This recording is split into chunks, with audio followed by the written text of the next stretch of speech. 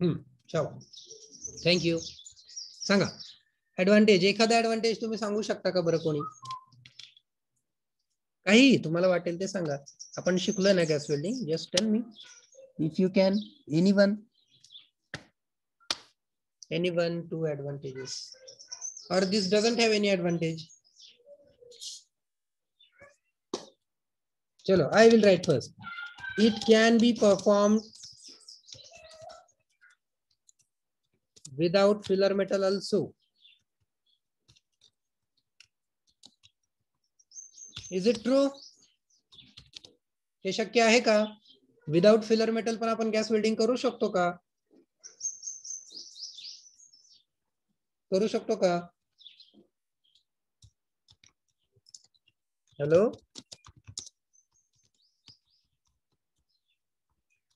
काय झालंय आज? You people are not attentive today, or you forgot the gas welding? Please respond. Am I audible? Yes, sir. आवाज येतोय का? Yes, sir. Yes. ठीक आहे, आवाज येतोय, ऐकतायत तरी. बरं, चला ठीक आहे. Let me continue with. So it can be performed without filler metal also. Filler metal is not compulsory in case of gas welding. Then we can say here different types of metals can also be welded using this method. This is the disadvantage of arc welding. Getting it? For arc welding, very limited range of metals we can weld. Particularly ferrous based metals we can weld using arc welding. Other metals we cannot weld using arc welding. But here in the case of gas welding, any material, any metal you can weld. Getting it? Any type of metal you can weld by using this gas welding. This is the greatest advantage of gas welding. Okay. Third advantage is it is cheap. Okay, it is cheap. म्हणजे स्वस्त आहे. Gas welding is cheaper. You need not to pay much for this. Clear? So that is how it is cheap. It is cheaply available. Then fourth advantage, large size of metal pieces can be welded easily. Okay, so 4 advantages we will put here. Now we will go ahead with disadvantages. So disadvantage. Disadvantage तरी सांगा एखादा कोणीतरी. आता disadvantage तर खूप आहे, त्याला नाव ठेवायला आवडतं पण आपल्याला. Gas welding heat impact is hazardous. Okay, heat impact is more. ठीक है, I will write.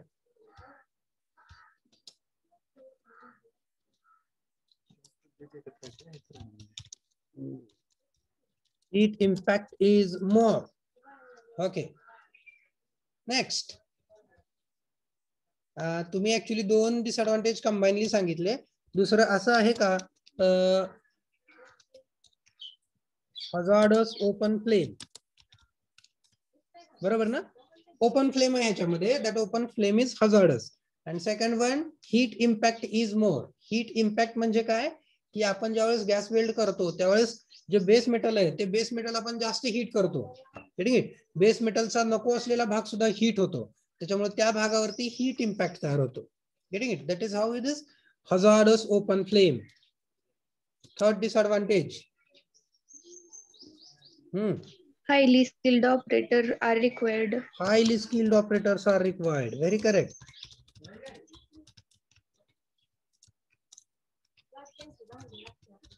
Next, fourth one. Highly skilled operators are required here. Low rate of heating. Low rate of heating. Low rate of heating. In short, we can, in simple language, we can call it as slow speed of welding.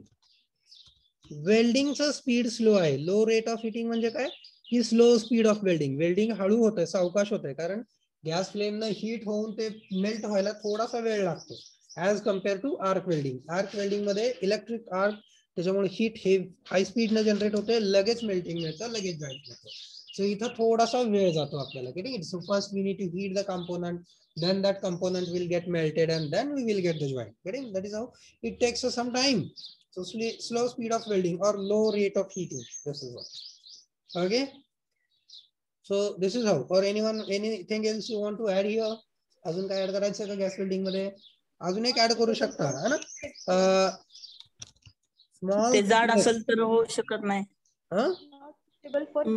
Steel जर जाड असेल, जाड असेल तर weld करता येतो.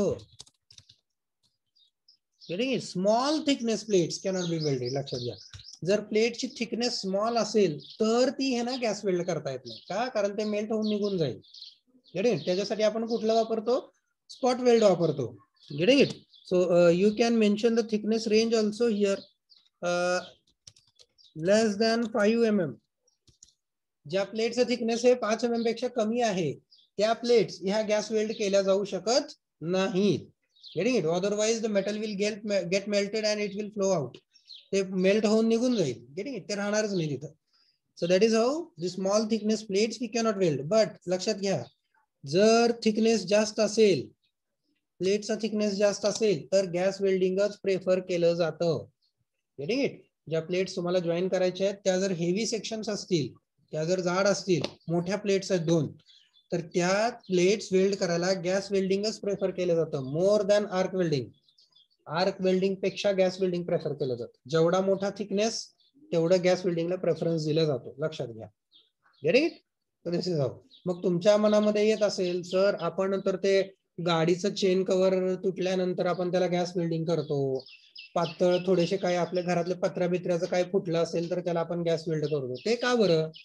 Because remember the thickness of those plates will be more than 5 mm. Very first thing. Second thing, disadvantage. याचं हे ऍडव्हान्टेज कुठलं? Different types of metals. कुठलं पण प्लेटचं मेटल असू शकतं ना. आता जे गाडीचं चेन कव्हर असतो त्याचं बेस मेटल आपल्याला माहित नाहीये. No one knows the base metal of that plate. है ना, वेगवेगळ्या कंपन्यांच्या वेगवेगळ्या मेटलचे येतात. ते कुठलं पण मेटल असू शकतं ते. त्याच्यामुळे त्याला गॅस वेल्डच करावं लागतं. Other arc welding etc. you cannot go for because you don't know the base metal of that plate. त्या प्लेटचं बेस मेटलच तुम्हाला माहित नाही, त्याच्यामुळे तुम्ही त्याला आर्क वेल्डिंग करू शकत नाही. तर लक्षात घ्या, ज्या ठिकाणी तुम्हाला बेस मेटल माहिती नाहीये त्या ठिकाणी तुम्हाला गॅस वेल्डच करावं लागतं. हा, ज्या ठिकाणी तुम्हाला माहिती आहे की हा इथं बेस मेटल हे फेरस बेस आहे, हाय फेरस कंटेंट आहे, लो कार्बन कंटेंट आहे, त्या ठिकाणी तुम्ही आर्क वेल्डिंगला जाता. का? कारण त्याचं बेस मेटल माहिती आहे. फॉर एक्झाम्पल आपल्या घरातल्या खिडक्या असतात वेल्डिंग केलेल्या. येस वी नो, कारण त्याला ऑलरेडी स्पॉट आर्क वेल्ड केलेलं आहे, म्हणजे ते फेरस बेस आहे, म्हणजे तिथं आर्क वेल्ड चालतो. Getting it? असं असतं. हे आहे ऍडव्हान्टेज. Getting it? ऍडव्हान्टेजेस फार महत्वाचं आहे त्याचं. कुठलं? Different metal, different types of metals can be welded using this method. हे फार महत्वाचं ऍडव्हान्टेज आहे. ओके, त्याच्यामुळे गॅस वेल्डिंग हे खूप प्रेफर केलं जातं, खूप प्रेफर. जर बेस मेटल माहित नसेल तर दुसरा ऑप्शनच नसतो आपल्याकडे. Clear? So this is how we have covered advantages and disadvantages of gas welding. Okay, आता सेकंड एक कालच्या टेस्ट वरून मला थोडंसं सांगायचं राहिलं बरं का. ऍक्च्युली लेक्चर मी तेच सांगताना ओपन करायला पाहिजे होतं की मला काही जणांचे फोन आले पण बाकीच्यांना माहित नाही ना. सो त्यातला जो क्वेश्चन नंबर 9 होता, क्वेश्चन नंबर 9, त्याच्यामध्ये काहीतरी गडबड झाली माझी ऑप्शन देताना, है ना. कॅन एनीवन टेल मी काय गडबड झाली? चुकीच्या ऑप्शनला बरोबर दिलं ना मी काहीतरी, आणि बरोबर ऑप्शन चूक दिलाय मी. Yes sir. 9व्याला 3 क्वेश्चन मध्ये गडबड झाली. 9व्या क्वेश्चन मध्ये बरोबर ऑप्शनला चूक दिलंय. ग्रेट. त्याच्यानंतर 6व्या क्वेश्चनला काय झालंय, 2 ऑप्शन सारखे पडलेत आणि दोन्ही बरोबर आहेत. ग्रेट. त्याच्यामुळे काही जणांना त्याचा मार्क मिळालाय, काही जणांना मिळाला नाहीये. ते एक मला रेक्टिफाय करायचं आहे. Compression ratio is more than 1. तो 6 नंबरचा क्वेश्चन होता काहीतरी. आणि 10व्या क्वेश्चनला काय झालंय, a tank is used, a collecting tank is used in compressor. त्याचा ऑप्शन ए काय आहे, to collect the compressed air, आणि ऑप्शन बी काय आहे त्याचा, to damp the pressure waves. तर आपल्या बुकलेट मध्ये त्याचं आन्सर लिहिलेलं आहे डॅम्प दी प्रेशर वेव्स, बरोबर. आणि मी करेक्ट दिलं होतं पहिलं, to collect the compressed air. Okay, तर तिथं एक गडबड झालेली आहे. ऍक्च्युली हे दोन्ही ऑप्शन्स बरोबर आहे, पहिला पण बरोबर आहे आणि दुसरा पण बरोबर आहे. सो त्याच्यामुळं त्याचे पण मार्क्स मी एकदा रिकाउंट करणार आहे. सो ह्या 3 प्रश्नांचे मार्क्स तुमचे रिइव्हॅल्युएट होतील ISC चे. ओके का? Is it okay? ठीक आहे. Yes sir. आता दुसरं, ह्या मशीन टूल आणि जॉईनिंग प्रोसेसेस मध्ये काही क्वेश्चन्स जे आहेत ते जुन्या सिलेबस नुसार आउट ऑफ सिलेबस पडलेले आहेत. तर ह्या मशीन टूल आणि जॉईनिंग प्रोसेसचं मी एकदा रिवाइज करतो परत एकदा MCQ क्वेश्चन्स, आणि त्याच्यानंतर ते टाकतो. ठीक, तुम्ही आता ते रेफर करू नका. मी एक साधारणतः 2 दिवसामध्ये ते अपलोड करीन. मशीन टूलच्या नोट्स पण अपलोड करायचे राहिलेत, मला काल रिमाइंड केलं. मी आज 100% आता लेक्चर झाले की ते अपलोड करून टाकतो. ठीक आहे. सो मशीन टूलच्या नोट्स या अपडेटेड आहेत, व्यवस्थित आहेत, त्या लगेच अपलोड करतो. राहिला प्रश्न MCQ बुकलेट मशीन टूल आणि जॉईनिंग प्रोसेसचा, तो मी काल रिव्ह्यू केला, बघितला, तर त्याच्यामध्ये बऱ्यापैकी आउट ऑफ सिलेबस आहे, तर ते मला एकदा रेक्टिफाय करावं लागेल. ठीक आहे, तर ते मी रेक्टिफाय करून आज टाकून देतो ग्रुपवरती. ओके सर, आणि एक्सपेरिमेंट सबमिशनची लिंक पण देणार होता. हा, एक्सपेरिमेंट सबमिशनची लिंक चौंडे सरांनी केली नाही का तयार अजून? नाही, मी एकदा वर्कशॉपचे आहे फक्त. बर, मी एकदा सरांना रिमाइंड करतो, करून देतील ते. हा, ठीक आहे, करतो मी सरांना. सर, ते इलेक्ट्रॉनिक्सचे लिहू देत ना? हो हो, लिहा लिहा लिहा लिहा. हॅलो, सगळे लिहायचे बरं का, ते इलेक्ट्रॉनिक्स लिहायचे. हॅलो, हा येस सर. हा, इलेक्ट्रॉनिक्स लिहायचे, कॉम्प्युटरचे लिहायचे आणि मेकॅनिकलचे पण लिहायचे. कॉम्प्युटरचे सर सब्जेक्ट नाही आहे आम्हाला तो. हा, सब्जेक्ट नाही आहे, पुढच्या सेमला येतो सब्जेक्ट. पुढच्या सेमला सब्जेक्ट आहे ना तो. नाही नाही नाही, तो आता सब्जेक्ट मधलंच टाकलंय तुम्हाला. वर्कशॉप नावाचा एक सब्जेक्ट तुम्हाला आता आहे की, बघितला का तुम्ही? सिलेबस चेक केला? सिलेबस कॉपी शेअर करतो हा तुम्हाला. इथं आहे, मी ओपन करून ठेवलाय. सो UHV शिकवायला लागतो ना कधी कधी. सो वर्कशॉप हो का, कुठे गेलं?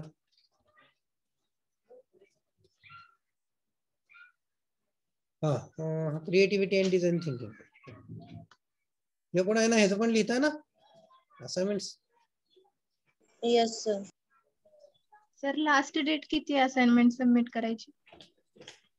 तुमच्या सबमिशनच्या डेट्स या साधारणतः बघा 25 एप्रिल असतील सगळ्या विषयांसाठी बरं का. 25-26 हे बघा, हा तुमचा विषय आहे. कुठला आहे बघा, नाव वाचायचं, वर्कशॉप प्रॅक्टिस आहे का? वर्कशॉप प्रॅक्टिस, हा, कुठल्या सेमिस्टरला आहे? सेमिस्टर 1 ला आहे, बरोबर का? वर्कशॉप प्रॅक्टिस, आणि वर्कशॉप प्रॅक्टिस कुठला आहे? सेमिस्टर 1 मध्ये आहे, बरोबर. हा, आता ह्या सेमिस्टर 1च्या वर्कशॉप प्रॅक्टिस मधलाच पहिला पार्ट काय आहे बघा. पहिला पार्ट काय आहे? Computer science and engineering domain. तर ह्याचा राईटअप बहुतेक अजून तुम्हाला भेटलेलंच नाहीये, है ना? हा, मग ह्याचा राईटअप पण तुम्हाला अजून भेटणार आहे.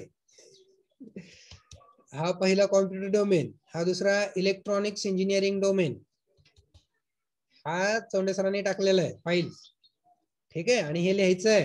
का बरं लिहायचं आहे? कारण हे पहिल्या सेमिस्टरचा पार्ट आहे. ठीक आहे, आणि त्याच्यानंतर हे मेकॅनिकल, हे त्यातल्या आकृत्या पण काढायच्यात ना त्या? कुठल्या आपल्याकडं? आपल्या मेकॅनिकल मधल्या म्हणताय का इलेक्ट्रॉनिक्स? नाही, इलेक्ट्रॉनिक्स का? काय करा माहिती का, मी चौंडे सरांना सांगतो त्यातल्या डिफिकल्ट डायग्राम्स कट करायला. आहेत का त्याच्यात डिफिकल्ट डायग्राम्स आहेत का काही? हॅलो, बर, हा, मी डिफिकल्ट डायग्राम चौंडे सरांना सांगतो. ठीक आहे, आणि जेवढं लिहायचं तेवढंच कंटेंट तुम्हाला द्यायला सांगतो. आणि वर्कशॉप कुठं सबमिट करायचे? वर्कशॉप आणि ह्याची लिंक चौंडे सरांनी तयार केली आहे ना? येस सर, वर्कशॉप केले. हा, ह्या 3 लिंक, ह्या तिन्हीचं एकाच लिंकवर टाकायचं, म्हणजे कॉम्प्युटर डोमेन, इलेक्ट्रॉनिक्स डोमेन आणि वर्कशॉप डोमेन, ह्या तिन्ही असाइनमेंट एकाच ह्याच्यावर टाकायचे तुम्हाला. त्या वर्कशॉपच्या लिंकवरच टाकायचे तुम्ही. क्लिअर? ह्याच्यासाठी इंटरमिडिएट सेपरेट नाहीत राहणार, कारण हा एक विषय आहे ना, आणि ह्या एक विषयातले हे 3 भाग आहेत. This is one subject workshop practice, and in this workshop practice we have 3 sections. ह्याच्यात 3 सेक्शन्स आहेत, कॉम्प्युटर, इलेक्ट्रॉनिक्स आणि मेकॅनिकल सिव्हिल. सर मेकॅनिकलचे वर्कशॉप भेटले तसे सिव्हिलचे पण वर्कशॉप भेटणार का? सिव्हिलचं आहे का आपल्या सिलेबसला? बघा ह्याच्यात सिव्हिल आपल्या सिलेबसला नाहीच आहे काही. त्यांनी नुसतं त्याला नाव लिहिलंय मेकॅनिकल आणि सिव्हिल, पण सिव्हिलचं एक पण दिलेलं नाहीये एक्सपेरिमेंट. मेकॅनिकलचे हे 5-6 आहेत. कुठले? असेंब्ली ऑफ फॉलोइंग, इथून चालू होतं ना मेकॅनिकल. कुठून चालू होतं मेकॅनिकल? इथून चालू झालं मेकॅनिकल. असेंब्ली असेंब्ली असेंब्ली हे तिन्ही मेकॅनिकलचेच आहेत. 3 jaw 4 jaw, lathe tail stock, apron of lathe है ना, क्रॉस लाईड, हे सगळं मेकॅनिकलच आहे. ते विद्यापीठाची गडबड आहे. विद्यापीठानं सिव्हिलचं काय टाकलंच नाही, नुसतं नाव दिलं सिव्हिल म्हणून. But nothing part, no part of civil is added in your syllabus. एवढे सगळे लिहायचे. हा, एवढं सगळं नाही हे लिहायचं. 15 लिहायचे. नाही नाही नाही, मी जेवढं दिलंय ना तेवढंच लिहायचं. एवढे सगळे सिलेबसला आहेत, पण सगळं घेणं मॅन्डेटरी नाहीये आपल्याला. ठीक आहे, त्यामुळे जेवढं मॅन्डेटरी आहे आपल्याला तेवढं मी तयार करून तुम्हाला टाकलेलं आहे, तेवढंच तर बाकीच्या सब्जेक्टचे काहीच नाही दिलं. पुन्हा म्हणजे 25 तारखेपर्यंत करायचंय ना. हो का, तुम्हाला सांगतो मी, सगळ्या सब्जेक्ट टीचर कडनं मागून घ्यायचं. का बरं? तर ते कारण नाही येत ना, ते ऐन वेळेला देणार ते सगळे. हा, म्हणून तर म्हणतोय 25 ते 26 तारीख सबमिशनची देणार आहेत ते सगळे. 30 तुम्ही तारखेला चौधरी विद्यापीठाला सरांना तुमचे सांगा. मार्क्स पाठवायचे आहेत आम्हाला.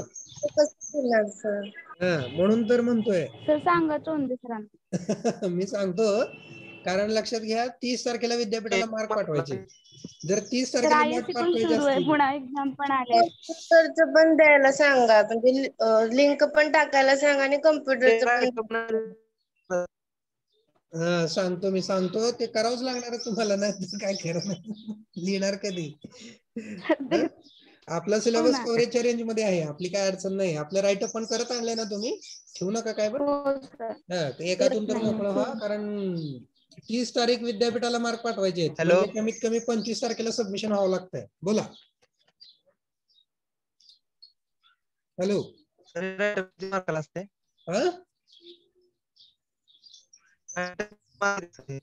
तुमचा आवाजच येत नाही. चॅटबॉक्स मध्ये टाकता का? राईटअप किती मार्काला असते म्हणताय? ते टर्मवर्क म्हणून असतो ना प्रत्येक विषयाला, टर्मवर्क, ते राईटअपचा भाग असतो. टर्मवर्क, आता फॉर एक्झाम्पल ह्या वर्कशॉप प्रॅक्टिसला बघा 50 मार्कचा टर्मवर्क असेल, 50 किंवा 25. ह्याचा राईटअप तेवढ्या मार्कला असतो. आता इथं बघूया आपण सिलेबस मध्ये, स्ट्रक्चर मध्ये. हे किती आहे? आयसीए किती आहे? 50. आयसीए हे 50 मार्क यायला आहेत वर्कशॉपला. बरे, तर ते राईटअप बिटअप सगळं ह्याचा पार्ट असतो आयसीएचा, इंटरनल कंटिन्युअस असेसमेंट. जसं की आपलं basic civil and mechanical engineering, त्याला 25 मार्क आहेत. मॅथमॅटिक्सला 25 असतील, अप्लाइड मेकॅनिक्सला 25 असतील. तसं युएचव्ही ला नाही आहेत. युएचव्ही ला फक्त एक्सटर्नलचे मार्क्स आहेत, फायनल एक्झाम आहे. सर जसं तुम्ही वर्कशॉप आणि एक्सपेरिमेंट पाठवले, तसे प्रत्येक सब्जेक्ट का? प्रत्येक सब्जेक्टचे एक्सपेरिमेंट आहेत. हो, अप्लाइडचे आणि आहेत. वर्कशॉप पण का? हो, वर्कशॉप एक वेगळा झाला. बीएमईचं सर पण फक्त टाकलंय. तुम्हीच पाठवलंय. होय का? बाकी कोणी दिलं नाहीत का अजून? नाही ना सर. बर बर बर, ते पण मी द्यायला सांगतो. सगळ्या विषयांना एक्सपेरिमेंट आहेत. फिजिक्सचे दिले नाहीत कॅलेंडर सरांनी? No sir. फिजिक्स पण दिले नाहीत? फिजिक्सला पण एक्सपेरिमेंट आहेत. त्याच्यानंतर अप्लाइड मेकॅनिक्सला आहेत, बेसिक सिव्हिलचे आहेत, बेसिक मेकॅनिकलचे आहेत. हे सगळे आहेत. इव्हन युएचव्ही चे पण आहेत असाइनमेंट.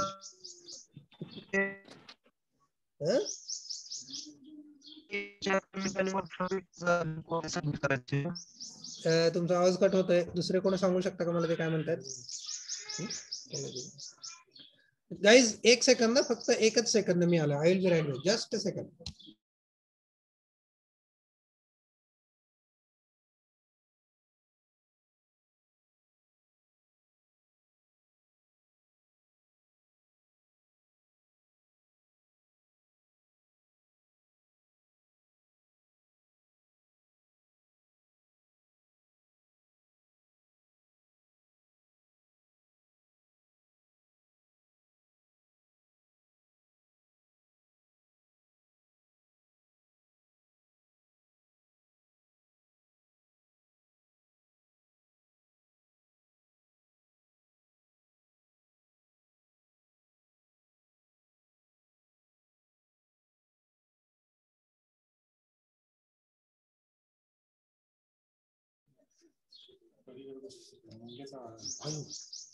हॅलो, हा I am back.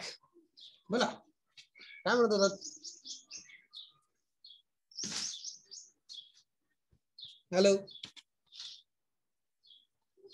Hello hello. Someone is putting something in chat box. BME चे एक्सपेरिमेंट्स आणि वर्कशॉप एकाच लिंक वरती सबमिट करायचे का? नाही नाही नाही. BME ची लिंक वेगळी आहे, वर्कशॉपची लिंक वेगळी आहे. BME च्या एक्सपेरिमेंटची लिंक वेगळी आहे, वर्कशॉपच्या एक्सपेरिमेंटची लिंक वेगळी आहे. ठीक आहे, दोन्ही वेगवेगळे पार्ट आहेत. BME वेगळे आहे, वर्कशॉप वेगळे आहे. Okay, so don't mix up. Sir सगळ्याचं राईटअप आजच टाक तिथं स्प्रेडशीट वर द्या. आता ते मला सगळ्या विषय शिक्षकांना सांगावं लागेल. मी सांगतो तरी चौंडे सरांना निरोप द्या सांगतो, सगळ्या शिक्षकांना सांगतो मी. लवकरात लवकर द्यायला सांगतो आज किंवा उद्या, म्हणजे तुमचा राईटअप तर होईल, नाही तर तुमचा राईटअप होणार नाही. सर मग सगळ्या सब्जेक्टच्या एक्सपेरिमेंटची लिंक वेगळी वेगळी असेल ना? हो हो, सगळ्या एक्सपेरिमेंटची लिंक वेगवेगळी असणार, सगळ्या. सगळ्याची जशी तुमच्या असाइनमेंटच्या लिंक्स आहेत का नाही, तशा एक्सपेरिमेंटच्या लिंक असणार. असाइनमेंट कसं तुम्ही लिंक वर सबमिट करताय, त्याची इकडं प्रत्येक ह्याला कसं आहे एक एक, तसं करणार तुम्ही एक्सपेरिमेंटला पण. यस. ठीक आहे, चल.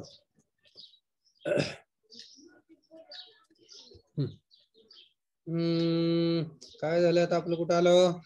So gas welding we covered, then spot welding we covered.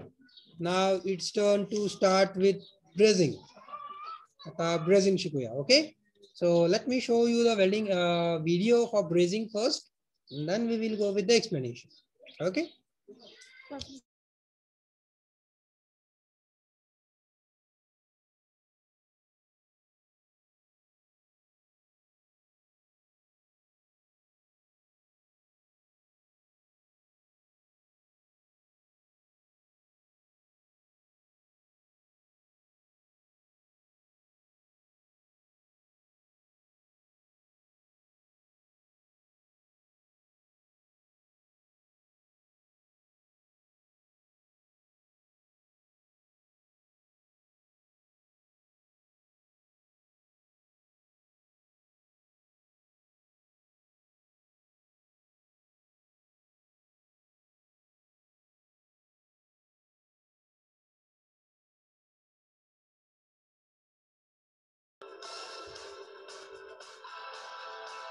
Can you listen the sound now? Yes, sir. Yes, sir. Yes, sir. This is the advantage of laptop, है ना, having laptop. आगे.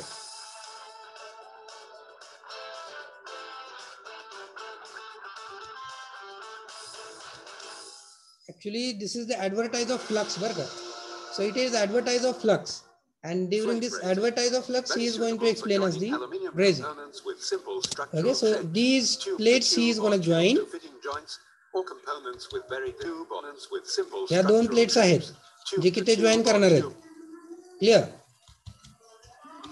अशा ह्या दोन plates आहेत, दोन pipes आहेत, ही एक पाईप आणि ही एक पाईप, ही पाईप आणि ही पाईप.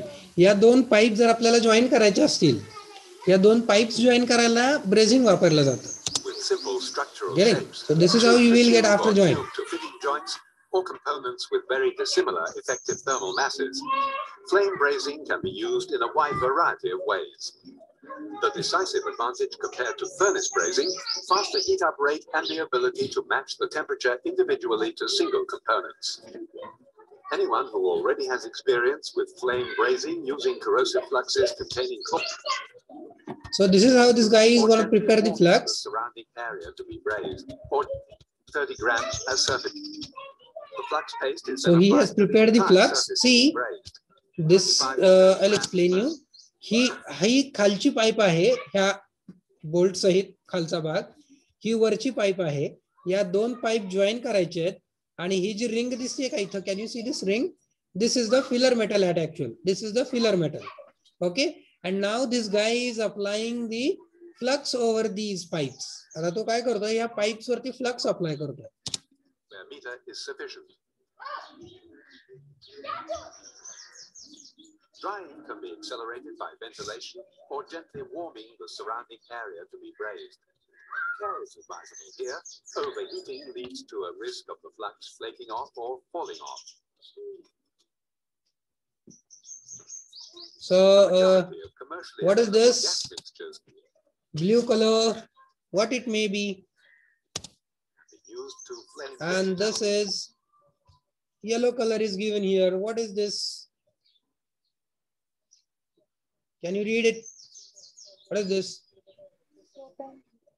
Propane. है ना? We in gas welding we have seen acetylene. Now here he has used propane gas. Getting it? Propane gas वापरतात ते इथं. ऑक्सिजन होता ब्ल्यू कलर, हे येलो कलर प्रोपेन आहे. कुठले कुठले वापरू शकता बघा. Oxygen plus propane, methane, natural gas और acetylene. Can you see? So gas welding सारखंच आहे का? अरे अरे अरे अरे कुठं गेलं माझं इकडे? alloy. The recommended gap fitted with the brazing metal, in this case of filler substances, can be used equally well for the starts. The components are before the actual brazing starts, See. the component surface is to be brazed. This is pipe which you want to join. The first step he does is cleaning the parts. जे parts join करायचे ते clean करायचे. After this, the components This is the filler metal. हे filler metal आहे जे की melt होणार आहे. This is the second pipe. Okay, first pipe, second pipe and filler metal. Then he has kept those things on a stand. Stand वरती ठेवलं. Can you see this? Okay, this blue color, this is one pipe. This red color, it is another pipe. And there is a small gap between these two pipes. या दोन pipes च्या मध्ये small gap आहे. Getting it? So this is the small gap between these two pipes, ether. And this ring is a filler metal ring. Widths are between 0.1 and 0.15 millimeters. Larger brazing. So gap किती आहे? 0.1 ते 0.15 millimeter total gap. This is the flux they are going to apply. Okay, जो surface braze करायचा आहे त्याच्यावरती filler metal काय flux apply केला. Drying can be accelerated by ventilation or gently careless. This can be used to flame.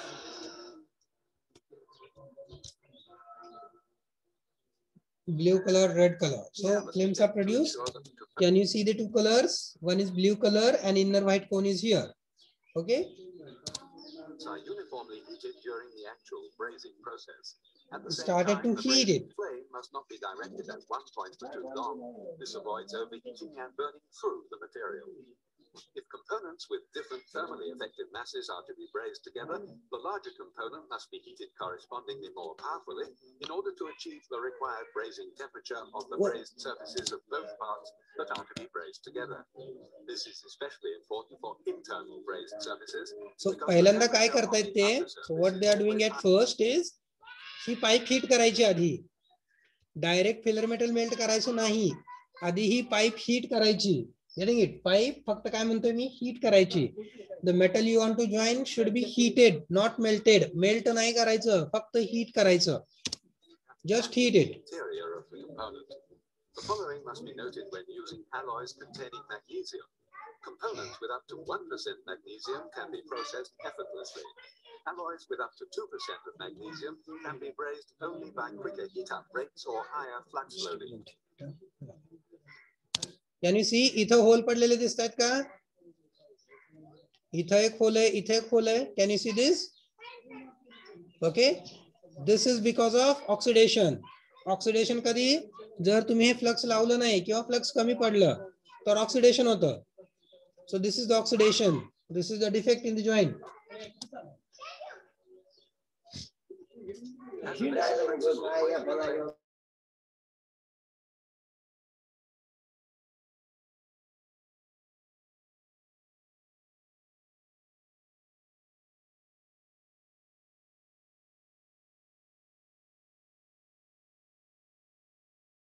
No prolonged flux, there are three temperature indicators. A yellow flame at the aluminium surface is a warning sign. It indicates that the surface is overheated and there is a risk of burn through. The second indicator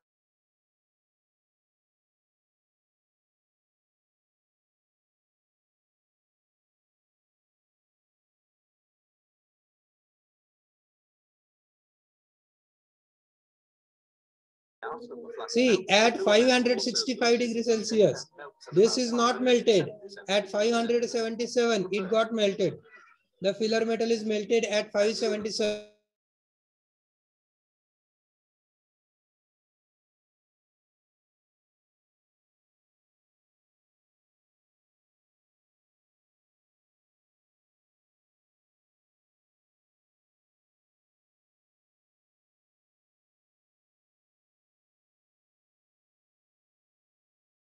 हा काय झालं बघा बरं, ही ring इथली काय झाली, melt झाली आहे ना. मेल्ट होऊन काय झाली, ती गॅप मध्ये फिल झाली. Getting it? मेल्ट झाली, इथून आत आली आणि ह्या गॅप मध्ये फिल झाली. क्लिअर?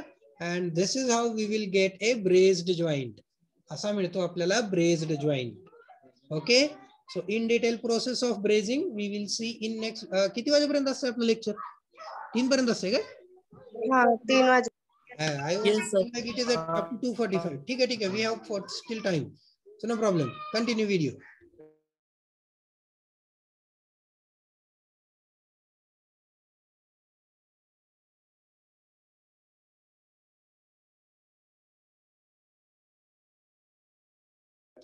मला सांगा, जर हे मेल्ट, हे आपण हीट केलं नाही, ही पाईप आपण हीटच केली नाही, फक्त ह्याला मेल्ट केलं, तर काय होईल?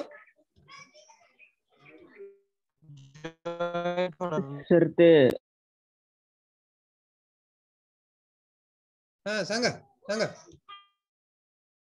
सर ते मेटल झालेलं रिंगचं लिक्विड पूर्ण खाली नाही जाणार ना. Very correct. This molten metal will not go down, है ना. It will freeze somewhere here only. इथं मध्येच कुठेतरी ते फ्रीज होऊन जाईल, कारण इथलं टेम्परेचर कमी असेल, है ना. If the temperature at here is less than melting point, then it will get freezed here itself. This molten metal will not flow down. So that is why we need to heat this completely. त्याच्यामुळे आपल्याला याला पूर्ण heat करावं लागतं. Getting it? In order to make this molten metal flow throughout the gap.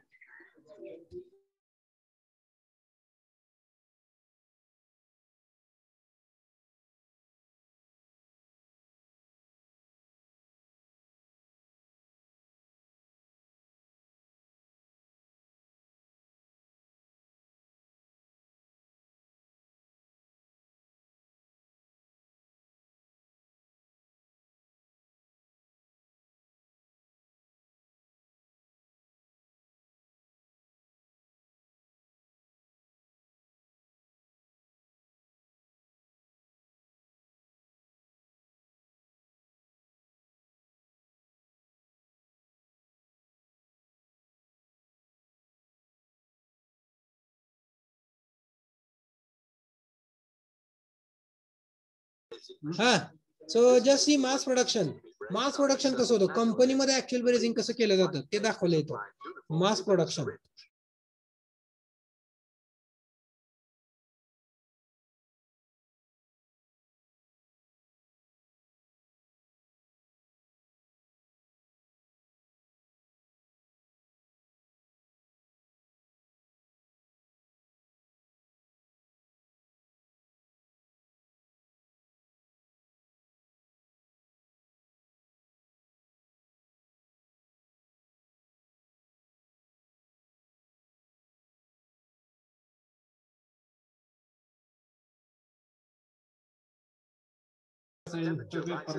Hello, can you see this heat impact?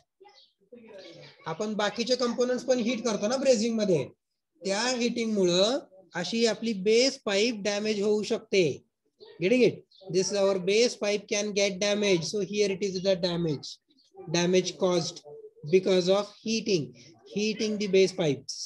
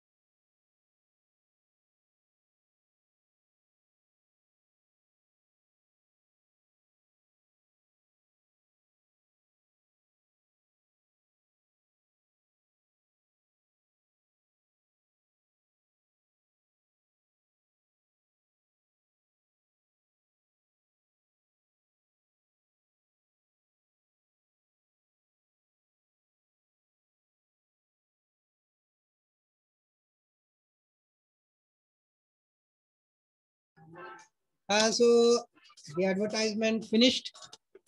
Did you understand what the process of brazing is? Process काय आहे समजली का brazing ची? Did you understand?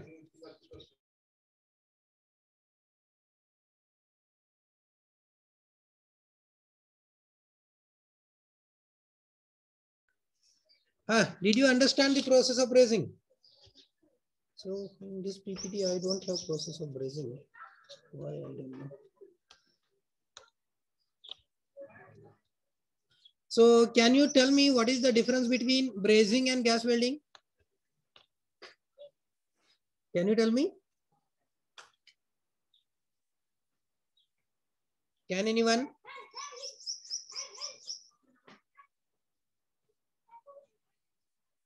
Hello. Can anyone tell me the difference between brazing and gas welding? Come on.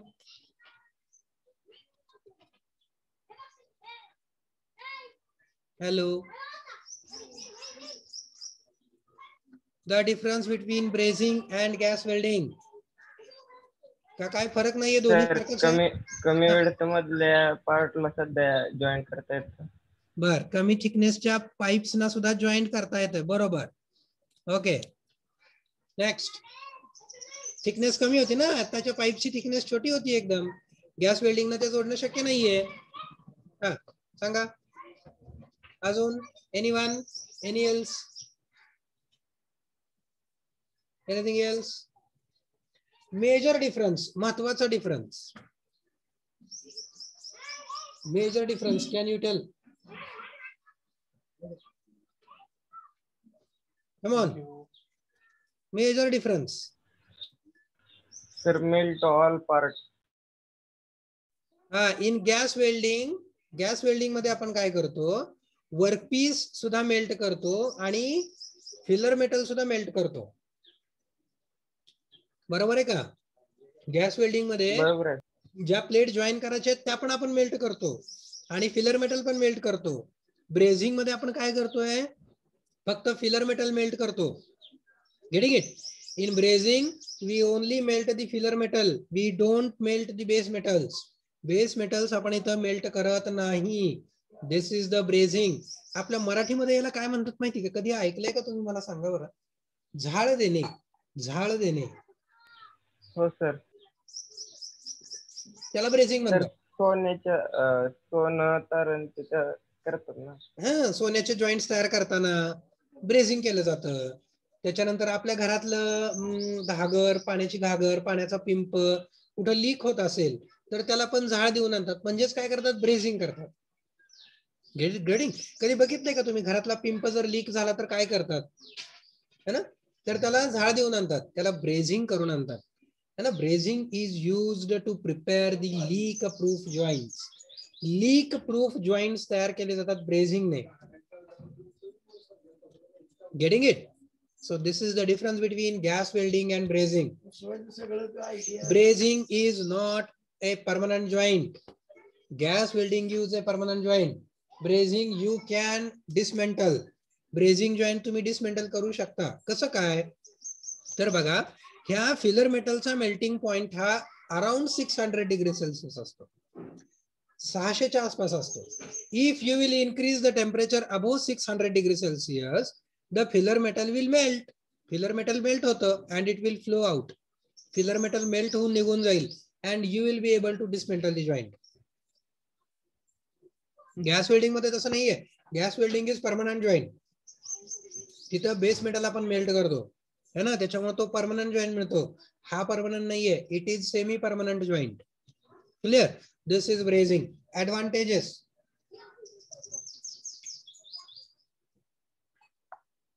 Dissimilar metals such as stainless steel, cast iron can be joined by brazing. Almost all metals can be joined brazing except aluminum and magnesium. आता का बरं aluminium आणि magnesium का करता येत नाहीत sir? कारण aluminium आणि मॅग्नेशियम या दोघांच्या अडेसिव्ह प्रॉपर्टीज वीक आहेत. अडेसिव्ह म्हणजे काय हो?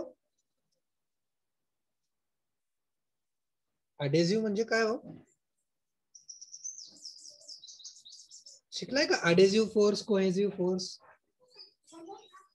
अहेसिव्ह फोर्स, कोहेसिव्ह फोर्स शिकलात का? Adhesive, cohesive. जेव्हा दोन सेम मेटल्स किंवा सेम मटेरियल्स आपण जवळ आणतो, ज्यावेळेस ते सेम मटेरियल्स जॉईन होतात त्या प्रॉपर्टीला कोहेसिव्ह प्रॉपर्टी म्हणतात. आणि ज्यावेळेस वेगवेगळे डिसिमिलर मेटल्स आपण जॉईन करायला जातो त्यावेळेस त्याला अडेसिव्ह फोर्सेस म्हणतात. तर ऍल्युमिनियमची आणि मॅग्नेशियमची अडेसिव्ह प्रॉपर्टीज ह्या फार वीक आहेत. तुम्ही बघा ना, ऍल्युमिनियम कशानेच जोडता येत नाही. It is very very difficult to join the aluminium and magnesium, कारण त्यांच्या अडेसिव्ह प्रॉपर्टीज फार फार वीक आहेत. Clear? Because of lower temperature use there is less distortion in brazed joint. Distortion कमी आहे कारण टेम्परेचर कमी असतं. The joint can be quickly finished, quickly join finish करता येतो. Because of the simplicity of the process, it is often an economical joining method with response reasonable joint strength. Joint strength चांगली म्हणते. Okay, कुठे apply केला जातो हा? Such as honeycomb sandwich panels for aircraft, missiles, motorcycle frames, airplane propellers, hydraulic fitting, refrigerator evaporators. असे जिथे जिथे छोट्या पाईप्स आहेत, जिथे जिथे थिन मेटल शीट्स आहेत, त्या ठिकाणी ब्रेझिंग वापरलं जातं. Okay,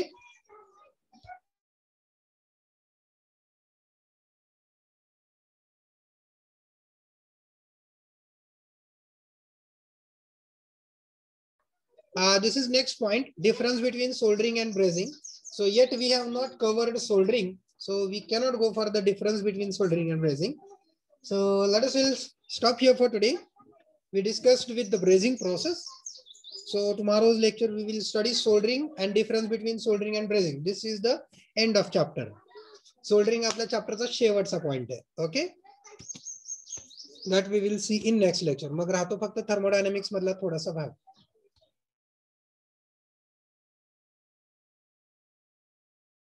Okay, so time is also going to up. So 2 minutes to go. Thank you very much. अजून कोणाला काय विचारायचं आहे का?